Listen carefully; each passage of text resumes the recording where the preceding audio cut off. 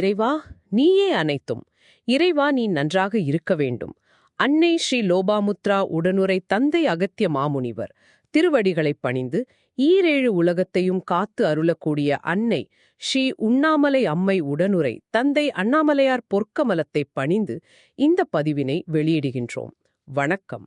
உங்களை அன்புடன் வரவேற்கிறோம். நிச்சயமா இந்த செய்தியை கேட்கிற நீங்க எல்லோருமே ஒரு விதத்துல பெரும் பாக்கியம் செய்த ஆன்மாக்கள். ஆமாம், சித்தர்களோட அருள்வாக்கு உங்க வாழ்க்கையில நிச்சயம் நல்ல மாற்றங்களை கொண்டு வரும். இன்னைக்கு நாம பார்க்க போறது ஒரு ரொம்ப சக்தி வாய்ந்த செய்தி. மகாசித்தர் இடைக்காடர் குருஷேத்திரத்தில் இருக்கிற ஜோதிசருங்கிற புனித ஸ்தலத்திலிருந்து கொடுத்தது.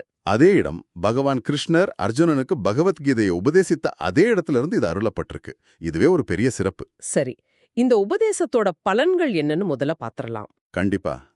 இத முழுமையா கேட்கறது மூலமா நம்மளோட செயல்கள் எப்படி நவகிரகங்களோட தாக்கத்தை நிர்ணயிக்குதுன்னு புரிஞ்சுக்கலாம். அப்போ பரிகாரங்களை நம்பி ஏமாறாம சித்தர்களோட அருளால ஒரு உன்னத நிலைய அடைய இது வழிகாட்டும்னு சொல்ல வரீங்க. சரிதான். வாருங்கள், இந்த ஆழமான அலசலை தொடங்குவோம். இதோட மைய கருத்து உங்கள் நடத்தையே கிரகங்களை ஆளும் என்பதுதானே? ஆமா, நற்செயல்கள் செஞ்சா கிரகங்கள் நன்மைகளை செய்யும். ஆனா தீய குணங்களோட வாழ்ந்தா அதே கிரகங்கள் நம்மள அழிச்சிடும்னு இடைக்காடர் பெருமாள் சொல்றாரு. இதுல ஒரு குறிப்பிட்ட விஷயத்த ரொம்ப கடுமையா எச்சரிச்சிருக்காங்களே. ஆமா, அதுதான் மாமிசம் உண்பது. இதுவே எல்லா தீமைகளுக்கும் ஆணிவேர்னு இந்த வாக்குல சொல்லப்பட்டிருக்கு. இது ரொம்ப முக்கியமான பகுதி. அப்போ இத கொஞ்சம் விரிவாக பார்ப்போம். இதனால வர்ற விளைவுகளை ஒரு 3 முக்கிய புள்ளிகளா பார்க்கலாம்.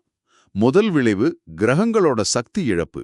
அதாவது மாமிசம் சாப்பிடுறவங்களோட ஜாதகத்துல கிரகங்கள் உச்சமா இருந்தாலும் அது நீச்ச பலனை கொடுக்கும்னு சொல்லியிருக்கு. கரெக்ட். ஜோதிடப்படி உச்சங்கிறது ஒரு கிரகம் முழு பலத்தோடு இருக்கிறது. ஆனா இந்த பழக்கத்தால அது பலவீனமாகி கெட்ட பலனையே கொடுக்கும். அப்போ ஜாதகத்தில் இருக்கிற நல்ல அமைப்புகளையே இது மாத்திடுது. சரி, 2வது விளைவு என்ன? இரண்டாவது, புண்ணிய செயல்கள் கூட பலனற்று போறது. இதுக்கு உதாரணமா அண்ணாமலை கிரிவலம் பத்தி சொல்லப்பட்டிருக்கு. ஆமா, மாமிசம் சாப்பிட்ட பிறகு அண்ணாமலைக்கு கிரிவலம் போனா கூட எந்த புண்ணியமும் கிடைக்காதாம். அண்ணாமலையாரே அந்த பக்தியை ஏத்துக்க மாட்டாருன்னு சொல்றாங்க, அப்படிதானே? சரிதான்.